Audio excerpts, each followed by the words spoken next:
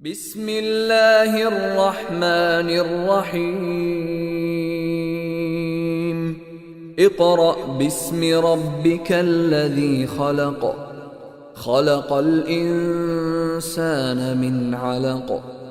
اقرأ وربك الأكرم الذي علم بالقلم علم الإنسان ما لم يعلم كلا إن الإنسان ليطغى أن رآه استغنى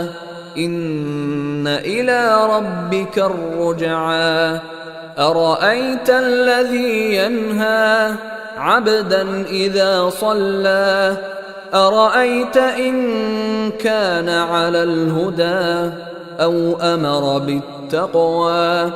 أرأيت إن كذب وتولى ألم يعلم